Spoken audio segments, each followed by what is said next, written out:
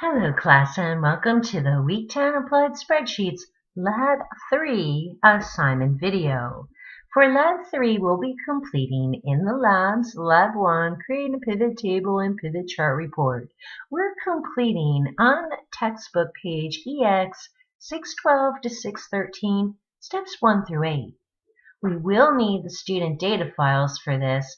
You'll need to download, save, and open Lab 9-1, Consolidation Loan. You'll find that by clicking on the Doc Sharing tab, select the Student Data Files link, scroll down, and locate Lab 9-1, Consolidation Loan. Again, download, save, and open that file. When you open that file, it will look like this. As always, this video is a high-level overview. You'll also want to go through your eTextbook assignment directions. When we turn to page EX612, we'll be looking at the bottom of that page where Lab 1 begins. In the note, we already downloaded the student data files, which are located in Doc Sharing. And for the problem, we're looking at finding the best payback options for debt consolidation.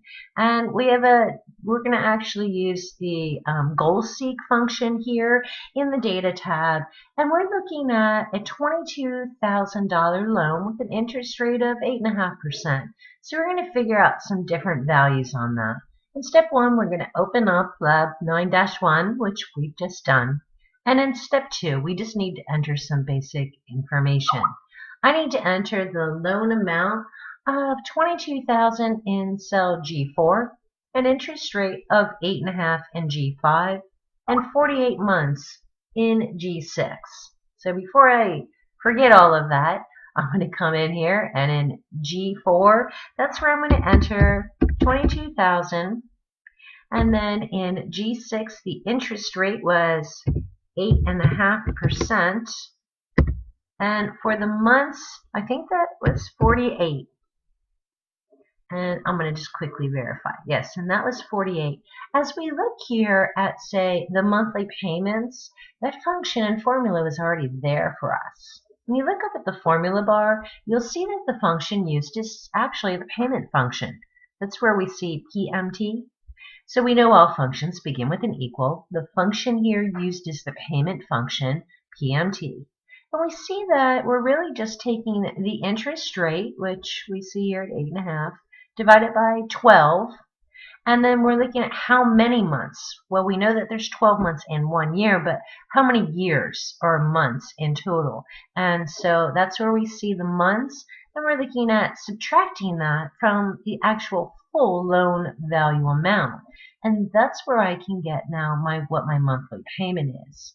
You can explore the same function here. I'll enter for the total interest as well. And you'll see the function is up here in the formula bar where we're taking the months, multiplying that by the monthly payment, and subtracting the loan amount. You want to take a moment and kind of just examine and study and explore that. Those functions are already here for you, though. You won't need to enter them. They will automatically update for you. Well, now as we go back to our assignment step direction 3, we now need to enter the monthly payment amount, months, total interest paid from that consolidated loan calculator that we were just doing. And I need to put that in the original loan terms row, which is off to the right over in columns I4 to L9. So I need to enter the monthly payment, the months, the total interest, and transfer that data over there. So my original terms here, the monthly payment, well, I see that's here in G7. So my original term is $542.26, which I will enter in there. And how many months? And I see that's right here in G6. So I'm going to enter and transfer over 48. Total interest paid, well, I see that calculated here in G8. So I'm going to go ahead and enter in $4,028.61. So that's completed. And as we continue on for step 4, now we're going to select cell G7 and use a goal seek. And that's in the data tab in the data tools. And what we really want to determine is if I want a monthly payment of $450, that's my cell that I'm going to set for G7. The value is $450, and I need to change G6 in order to find out what those new conditions will be. So let's look at that. So I want to reduce my monthly payment to $450. So really what I'm looking at is selecting the Data tab, and we know that we have these different panels, and I'm looking at the Data Tools panel. In my What If Analysis drop-down arrow, I'm selecting Goal Seek. So I'm going to set the value, and the value that I want to set is my monthly payment here. So my monthly payment, which is G6, I see selected. And that value I want it to be is $450. And in order to calculate that, well, I need to look at the value of how many months I have to pay. So I need to change the months. Obviously, if I want a lower payment, that's more months. And I'll say OK. You'll see that it updates the calculations for me. I'll OK that again. And so if my payment is 450 months, I have $450 a month. I now have to pay for 60 months instead of the original 48. I'm going to transfer that information over. My monthly payment would be $450. My months have just now increased to 60 months, as I see right here in G6.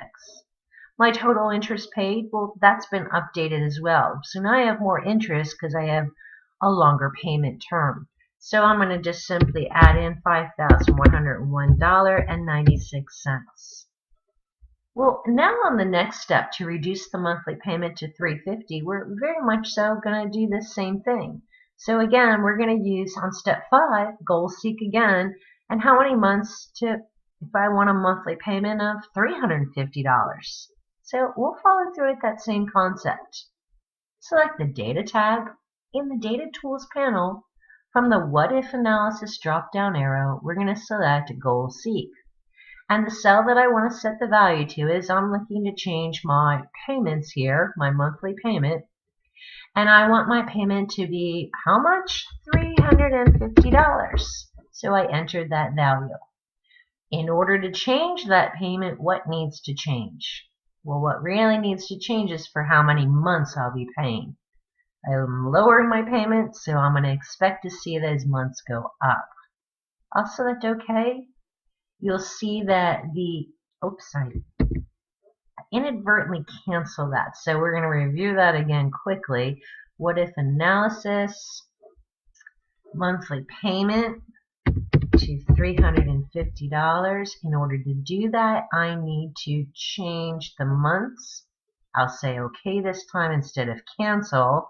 And now that's updated for me. So my payment is $350.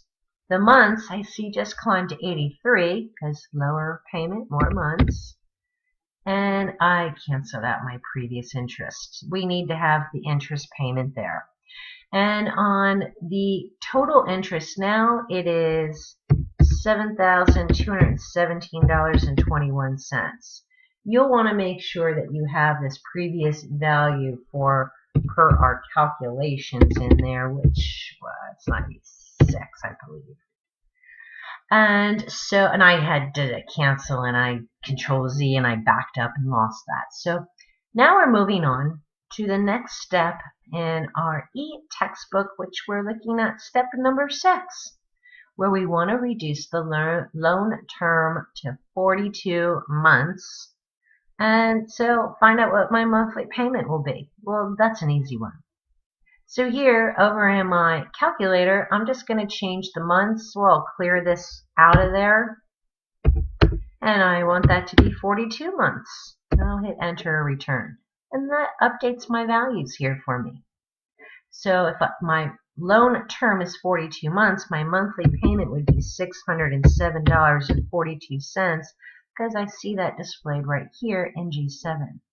My months, we just said, is 42. My total interest paid I see here in G8. So I will transfer in that data of $3,511.78. And now we're on the last one. To reduce the total interest paid, I want to reduce this interest to $4,500, whereas you saw before I had it at $5,101 and $7,000. So what if my total interest is $4,500? What would my terms be then? So in order to do that, you got it. We're going to be using the Goal Seek tool in the Data tab, Data Tools panel, What If Analysis pull down arrow, and Goal Seek. So I'm looking to change the total interest, and I want to change the total interest to $4,500. And in order to do that, I need to look at adjusting which cell do I need to change? The months. So I'll say OK. So my values have been updated.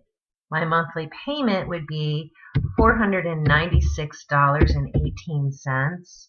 I would need to pay that for 53 months. And of course, my total interest paid would be $4,500, $4,500. And as we look at our assignment directions, well, you know, that's it for Lab 3, Week 2 assignment. Make sure you don't just type in these numbers, because I do go in and look, and I will make sure that you used the Goal Seek tool in the Data tab, Data Tools, under the What If Analysis is where you'll find Goal Seek. And as you saw in this video, this is not complex, but these are important, valuable skills that you'll learn that you can explore and start to grow from. You may not be a master of it, but you have a good starting foundation. And now you just need to take some time to explore, discover, and practice. So that's the Week 10 Lab 3 assignment video overview. Make sure that you then follow through at the last step where I want you to add your name in here. So you'll add your name here, and you'll then make sure that you submit and save this to Dropbox, etc. And so when you have your name here, you'll save, upload it to Dropbox, and be sure you pay very close attention to detail to put this in the Week 10 Lab 3 basket. I look forward to seeing your lab assignments.